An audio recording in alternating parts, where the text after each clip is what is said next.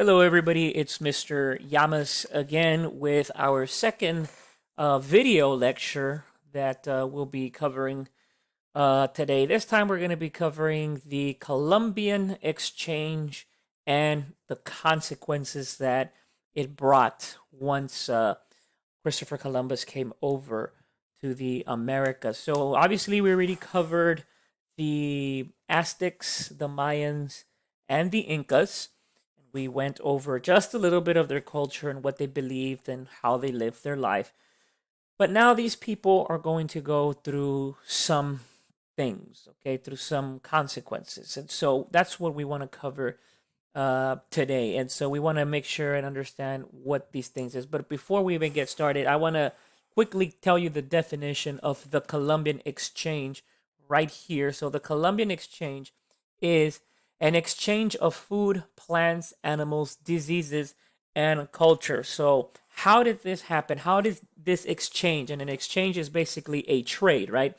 So, how did this trade or how did this exchange happen? So, Christopher Columbus, he was an Italian merchant explorer. He was very curious in continuing to find alternative routes to China. So, he wanted to discover basically a faster route to China. And so what he said was, since there was already the idea that the world was round. People started going away from the idea that the earth was flat, but they started saying that the earth was round already.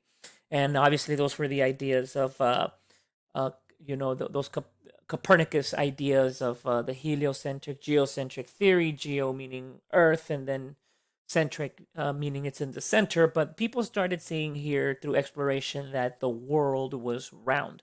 So Christopher Columbus said there has to be a faster way. And so his idea, and we'll take a look at this map right here, this map.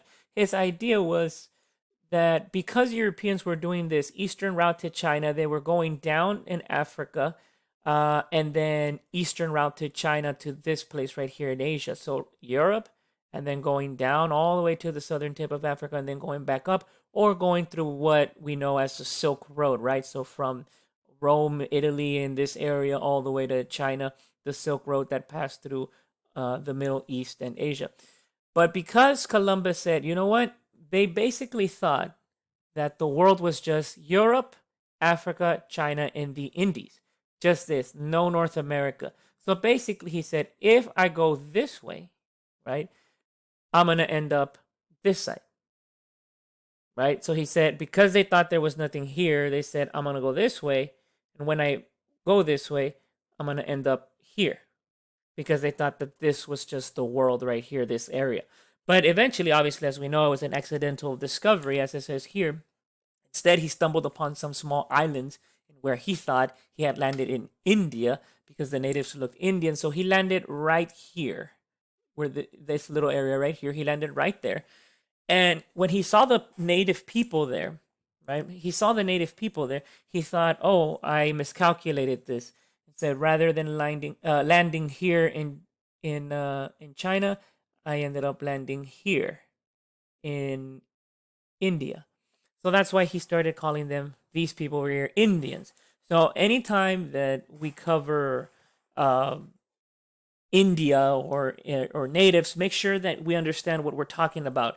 That we're talking about Indians, we're referring to the people here from India. Natives and Native Americans, we're talking about the people who live here, the natives. All right. So this is Christopher Columbus, and obviously the three boats that he had there. So what's the purpose of this? So rather than finding a route or a route to China, right? Because again, he wanted to go to China.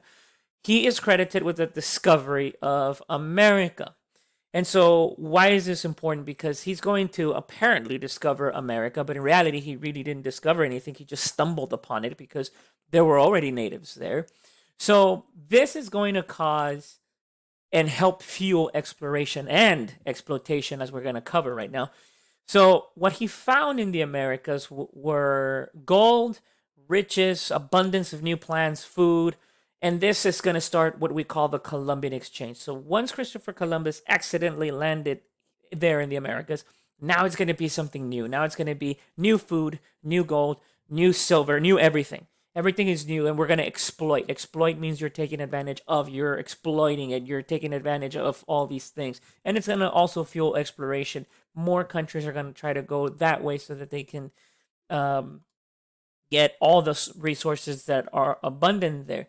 And so there's a picture here where Christopher Columbus landed with some of the natives here, native indigenous Americans here, and meeting them. And then there was a story that he went back to Spain and he presented some natives, a native child and a native family. He presented it to the king and queen of Spain, Ferdinand and Isabella. He presented it to them right here, this picture, and he basically captured them and made and presented them as a gift to them. But all he wanted was the gold. So really quickly, let me show you all a video here. And I finally mastered the volume.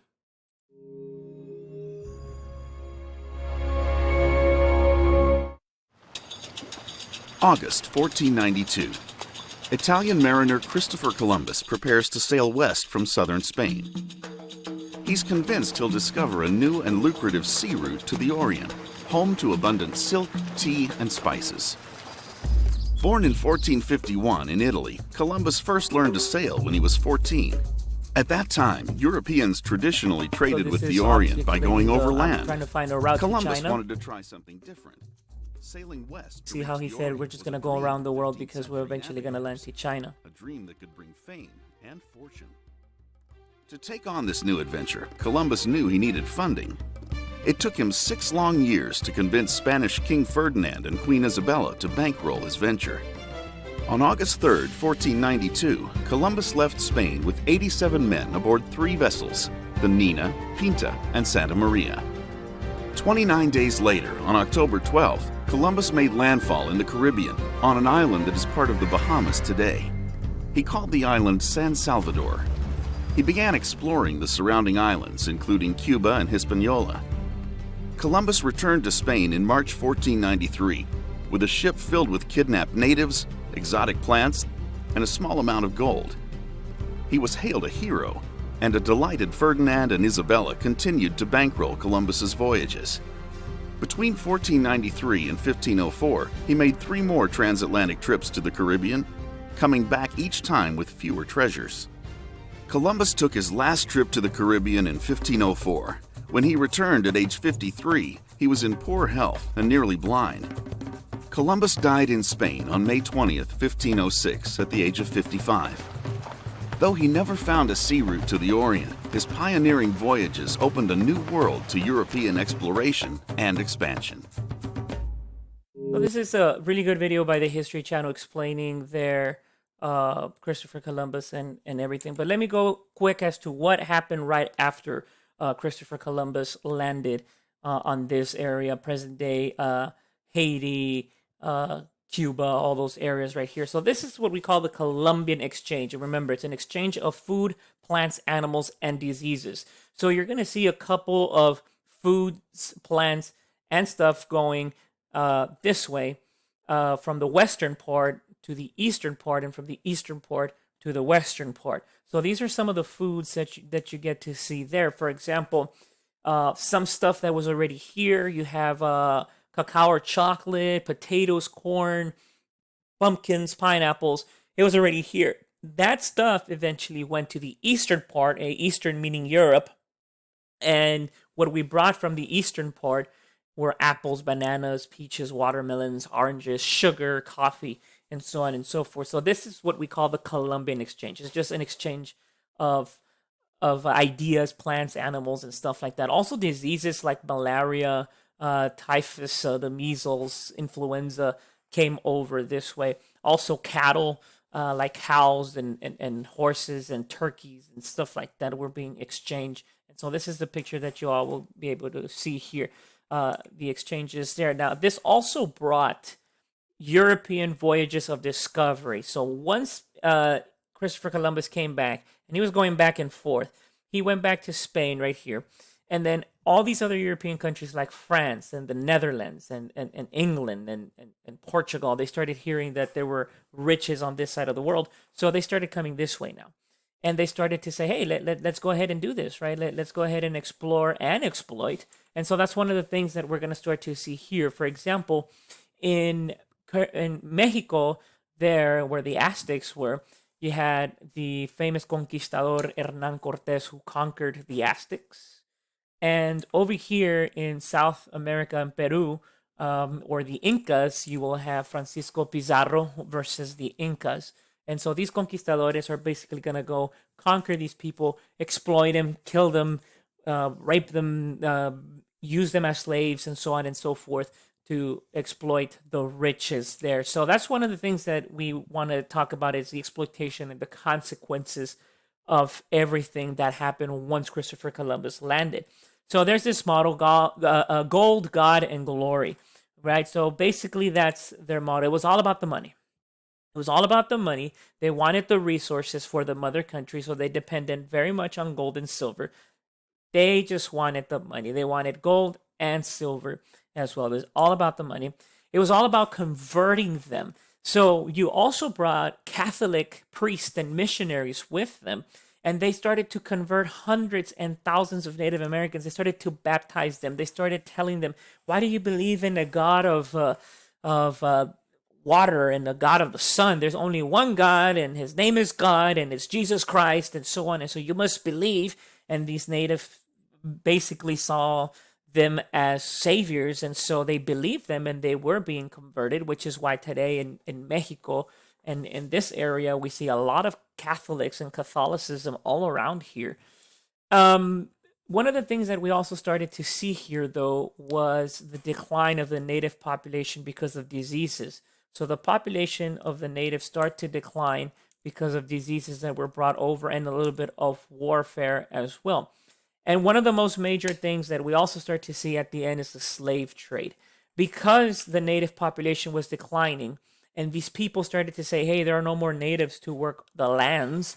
So all these European countries started to come over here to Africa and enslave Africans and took them to all over the Americas. As you can see here, you can see some of them started working in tobacco plants, coffee plants, cotton farms, sugar, mining, rice plants, and so on and so forth. So they started the slave trade or the Atlantic slave trade, the Middle Passage, and so on and so forth. It was now all about slavery for the money and resources, using these slaves, selling them to the highest bidder, making them all cramp up in a boat down there for about months and going back and forth like that. So I'm gonna leave you with this real quick. Just to finish the lesson already, the African slave trade, they came swarming up like bees from the opening of a hive till the whole deck was crowded to suffocation from stem to stem. After enjoying for a short time the unusual luxury of air, some water was brought. It was then that the extent of their suffering was exposed. They all rushed like maniacs towards it. There is nothing from which slaves in the mid passage suffer so much as want of water.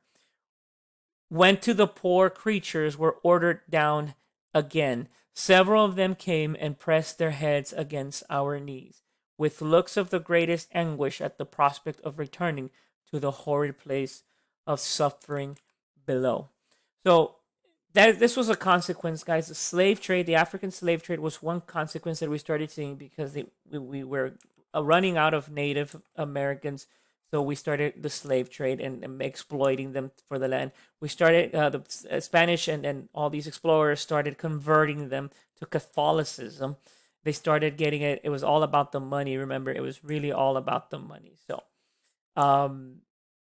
if there are any questions, once again, email or put a statement to your teacher, and they will answer everything. We'll see you next time for the next video lecture on I think we're going to revolutions now. So fun stuff coming up, guys. Take care. Make sure you do your work.